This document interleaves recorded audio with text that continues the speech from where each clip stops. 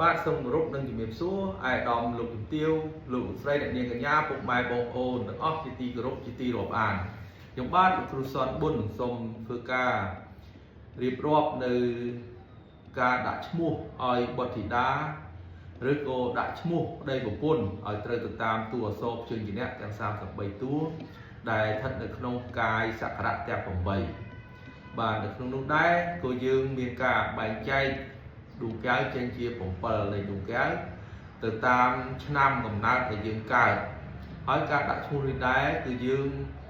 ផ្ដោតសំខាន់ទៅលើថ្ងៃបរិវារអាយុដែលជាសរីមូលៈឧស្សាហៈមន្ត្រីនិងការកណីបាទនៅក្នុងនោះយើងគួរជៀសវាងនៅកាយដែលស្ថិតនៅផ្ទះភង្គៈបែកបាក់ពុកផុយកាយពោតិស្អុយរលួយកាយមរណៈបាទដែលកើតមានជំងឺឈឺនិងមួយទៀតកាយដែលស្ថិតនៅផ្ទះការកណីដែលយើងត្រូវជៀសវាងបាទអញ្ចឹងដែរនៅក្នុងការដាក់ឈ្មោះនេះគឺយើងផ្ដោតសំខាន់ទៅលើដួងកែវដែលមាន7នោះបាទយើងគុណគូទៅកើតទៅនៅលើឆ្នាំដែលមានដួងកែវកំណើតសេះមួយឬក៏ហៅថាដួងអ្នកកំព្រាចឹងដែរនៅក្នុងដួងអ្នកកំព្រានេះមានកាយសក្ការៈទាំង8នេះដែលមានកាយល្អនិងកាយមិនល្អកាយល្អ4កាយមិនល្អ4បាទនៅក្នុងនោះដែរកាយដែលយើងត្រូវដាក់ជ្រើសរើសដាក់ឈ្មោះនោះគឺយើងមានកាយអង្គាស្ថិតនៅលើផ្ទះដណ្ដៅទ្របកាយសៅស្ថិតនៅលើផ្ទះទូងជ័យកាយពហោះស្ថិតនៅលើផ្ទះអធិបតីនិងកាយមួយទៀតដែលស្ថិតនៅលើផ្ទះរាជានោះគឺកាយសុខដែលល្អយើងគួរជ្រើសរើសនៅតួអក្សរព្យញ្ជនៈដែលចេញពីកាយទាំង4នេះនិងយើងជៀសវាងនៅតួអក្សរដែលមានកាយអាទិត្យស្ថិតនៅលើផ្ទះភង្គៈបែកបាក់ពុកផុយកាយច័ន្ទស្ថិតនៅលើផ្ទះពោតិស្អុយរលួយកាយពុទ្ធស្ថិតនៅលើផ្ទះមរណៈកើតមានជំងឺឈឺនិងកាយរាហូស្ថិតនៅលើផ្ទះមរណៈដែលមានតួអក្សរនៅក្នុងកាយរាហូនេះគឺយើងជៀសវាងដែរបាទទាំងដែរយើងចូលមកដល់ដួងកែវទី2បាទដួងកែវទី2នេះគឺយើងមានកាយល្អ5កាយអន់នោះមាន3បាទកាយទី2នេះគេហៅថាកាយដួងអ្នកភាសាបាទចឹងដែរនៅក្នុងកាយដួងសេះ2នេះគឺមានកាយអាទិត្យស្ថិតនៅលើផ្ទះទូងជ័យកាយពុទ្ធស្ថិតនៅលើផ្ទះដណ្ដៅទ្របកាយសៅស្ថិតនៅលើផ្ទះរាជាកាយសុខស្ថិតនៅលើផ្ទះអធិបតីនិងកាយរាហូស្ថិតនៅលើផ្ទះដណ្ដៅទ្របអញ្ចឹងយើងគួរជ្រើសរើសចេញពីកាយទាំង5ដួងនេះតែយើងទៅជៀសវាងនៅកាយដែលស្ថិតនៅលើផ្ទះភង្គៈបែកបាក់ពុកផុយនោះគឺកាយច័ន្ទកាយអង្គាស្ថិតនៅលើផ្ទះពោតិស្អុយរលួយយើងជៀសវាងកាយពហោះស្ថិតនៅលើផ្ទះមរណៈយើងជៀសវាងនៅតួអក្សរព្យញ្ជនៈដែលស្ថិតនៅលើកាយទាំងនេះមួយទៀតបន្តមកទៀតគឺដួងកែវទី3ឬក៏ហៅថាដួងអ្នកគ្រប់គ្រងបាទដួងអ្នកគ្រប់គ្រងនេះដែរគឺយើងមានកាយល្អ4កាយមិនល្អនោះ4ដូចគ្នាបាទអញ្ចឹងកាយដែលល្អនោះគឺស្ថិតនៅលើផ្ទះរាជានោះគឺកាយអាទិត្យកាយច័ន្ទស្ថិតនៅលើផ្ទះទូងជ័យកាយសៅស្ថិតនៅលើផ្ទះអធិបតីនិងកាយពហោះស្ថិតនៅលើផ្ទះដណ្ដៅទ្របអញ្ចឹងតួអក្សរគួរតែជ្រើសចេញពីកាយទាំង4ដួងនេះកាយដែលមិនល្អនោះគឺកាយអង្គាស្ថិតលើផ្ទះភង្គៈបែកបាក់ពុកផុយកាយពុទ្ធស្ថិតនៅលើផ្ទះពោតិស្អុយរលួយកាយ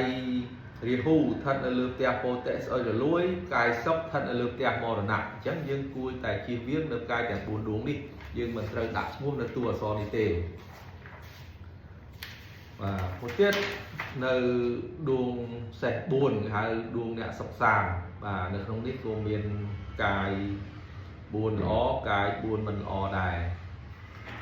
អញ្ចឹងដែរយើងគួរតែដាក់ឈ្មោះនៅកាយអធិបតីស្ថិតនៅលើកាយអាទិត្យកាយច័ន្ទស្ថិតនៅលើផ្ទះរាជាកាយអង្គាស្ថិតនៅលើផ្ទះទូងជ័យនិងកាយសុខស្ថិតនៅលើផ្ទះដណ្ដៅទ្រប nâng tua so trên cái nét này chưa rước trên pi cài tầng cuốn đuông đi miền cầm làng kháng và lư lõ chui chùm đôi oi mà chặt mua nâng miền sầm nang miền bờ nhà chia vây từ là món ná miền kề cào khai rộp nâng oi đầm lầy ấy tới chia viêm nợ cài buồn đuông tiết đại mình ó miền cài phốt thân ở lượt tẹp hàng kẹt bảy bạc phục thoi cài sai thân lượt tẹp màu nát mình ó cài có hoa thân lượt tẹp potes ơi là lui mình on cái mua cài để hù thân lượt tẹp hàng kẹt bảy bạc phục thoi viên cua chia viêm nợ cài chẳng buồn đuông đi và to mà tiết đuông cài xe pram rồi có cái hai thà đuông nét sẽ thầy chẳng đấy nơi không biết cùng miền cài là hồn đò pram đuông cài on được bảy đuông tề mà chẳng đấy nơi không nếu cài chăn thân ở lượt tẻ thập đấy cài ẩm kia thân ở lượt tẻ rì chia cài phốt thân ở lượt cài thân ở lượt tẻ trùng cháy cài sai thân ở lượt tẻ đần đại tróp cài thì hù thân ở lượt tẻ trùng chảy chẳng đấy rồi cả đã mua dương trời chưa rước trên pi tua so trên gì nè đại trên bị cài chẳng làm đúng đi hỏi dương chia viên đơn cài đại mình ó từ cài ở tất thân lượm tè mồ nặng cài của hoa thân lượm tè hàng kẹt bài bạc phục thói nâng cài sóc thân lượm tè potes ở lùi dương chia viên nơi tua so để miền nơi trong cài chẳng đi chia bản to tiếp từ cài này xe của mùi và đủ cái xe của môi ní cứ cái hai thả đuông đẹp và chia cả chẳng đây là trong cái miền cài pram đuông ó nâng pram cài bầy đuông mình lò cài đại lò nó cứ cài tật thân là lượt tè thành đại trộm cài ổng kia thân là lượt tè thấp đấy cài bột thân là lượt tè đi chia cài bỏ hoa thân là lượt tè tung cháy nâng cài để hù thân là lượt tè đi chia chẳng đát cài pram đuông ní phân chia miền phần lư khlang giờ trời chưa rước tua so trên bị cái này và cài để mình o miền cài chăn thân lượm tẹp mồ nát cài sái thân lượm tẹp pote soi rồi lui cài sóc thân lượm tẹp hàng chạm bảy bạc phục hồi chắc là dương chỉ viết được cài chẳng bảy đuông đi mình to trong mình chọn đây đuông cài đấy cứ đuông cài thì cũng có lại chỉ đuông cài bị xe trên kế cứ đuông cài nét mà hai thầy và nơi trong đuông cài nét mà hai thầy đấy miền cài pram đuông đại miền phần lư kháng nâng miền cài bảy đuông đại mình miền phần lư đại mình ở thò o đò mà chặt múa và nơi trong lúc miền cài đại o nó miền cài chăn thật là lư tè thành đại trộm cài phốt thân lượm tè thấp đấy cài đi chia thân lượm tè hoa cài đi hù thân lượm tè thấp đấy nâng cài sóc thân lượm tè tung chảy dưới cuối chia viên nâng cài đại mình ó miền cài tất thân lượm tè pote soi rồi núi cài ở kia thân lượm tè mồ nát cài sái thân lượm tè hàng kẹt bảy bạc phục hồi chắc là do ca đã mua dương từ đó tầm khăn từ tua so trên cái nét đại thân lượm cài lượm tè đại miền phần lư khlang miền cầm làng khlang rừng mòn đại ai chui chấm rối ao mà chặt mua miền mua bò sầm lên miền kia group con khai tờ nào mà na miền bò va miền ở dút để chặt sợi mù lạ và tờ nào mà na kia có cái ta bởi dương đã mua trong lượm tè mình lo đi tè mồ nặng rồi dương trừ trơn tè pote soi rồi lúi thừa dương miền cây mua mình lo nó không sủng cung miền rương miền hai miền cây chó bạc can miền ấy chân và tè hàng kẹt bạch bạc thừa dương mình sơn miền từ đây sóc thừa dương cây chó bạc can dương rư cô miền cu sù co đấy cho ở bạch bạc nia mình chụp chung nia hột đỏ chặt riêng riêng luôn và chẳng khi ba sông trong đêm đó ai đom lục chùm tiêu lục nhà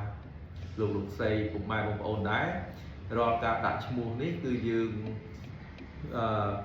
mình nụ pro mua mình pro cứ dương tua so hàng đào mua mình được sấy cứ dương tua so hàng chồng hỏi dương một bông mình châu kia cứ bông tam lấy riêng tua so លេខរៀងតួអក្សរហ្នឹងបាទដូចថាកលេខរៀងទី1ខទី2ចឹងទៅបាទចឹងដែរបូកបញ្ចូលគ្នាហើយយកមកចែកនឹង5បើឃើញសំណល់សល់1បានន័យថាសម្បត្តិថ្ម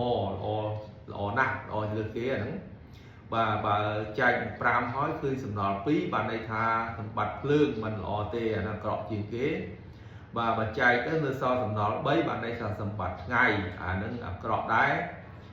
បាទបែករស់បាទបើសម្បត្តិភ្លើងភាគច្រើនបែកស្លាប់បាទបើ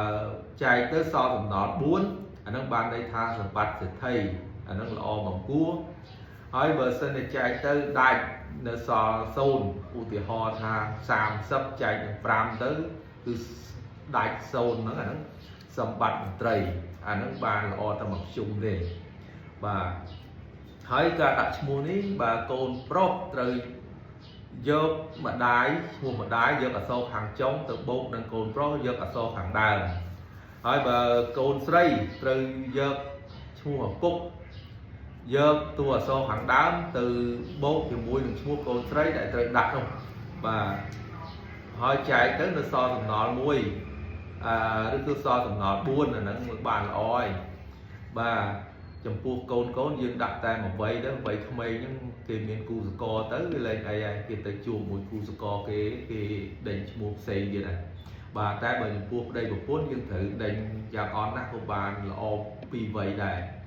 បាទការដាក់ឈ្មោះនេះគឺសំខាន់ណាស់មនុស្សយើងរាល់ថ្ងៃនេះគឺអ្នកខ្លះបែកគ្នាដោយសារតែឈ្មោះក៏មានដែរបាទដោយសារឈ្មោះចំលើភ្លើងលើថ្ងៃបាទមិនល្អហើយការដាក់ឈ្មោះនេះគឺយើងផ្ដោតសំខាន់ទៅលើថ្ងៃបរិវារអាយុដែលចាស់សេរីមូលៈឧស្សាហមន្ត្រីនិងការកណីបាទឈ្មោះយើងដាក់ចំនៅលើការកណីក៏អភ័ព្វដែរបាទទី1ទី2បើយើងដាក់ចំនៅលើមរណៈផ្ទះមរណៈធ្វើឲ្យយើងឈឺច្រើនបាទបើយើងដាក់នៅចំលើផ្ទះពោតេស្អុយរលួយយើងធ្វើឲ្យយើងមានឈ្មោះបោះសម្លេងមិនល្អគេឈ្មោះយើងមិនល្អបើយើងដាក់ឈ្មោះចំលើផ្ទះភាំងកាក់បែកបាក់ពុកផុយហ្នឹងធ្វើឲ្យយើងមិនល្អដែរលែងលះគ្នាច្រើនជាមួយមានប្តីមានប្រពន្ធទៅច្រើនតែលែងលះគ្នាបាទចឹងដែរការដាក់ឈ្មោះនេះគឺខ្ញុំបាទគឺដេញទៅតាមក្បួនដែលខ្ញុំបានចេះនោះគឺមានរហូតដល់ទៅ4នោះបាទនៅក្នុងការចងក្រងនេះមាននៅក្នុង app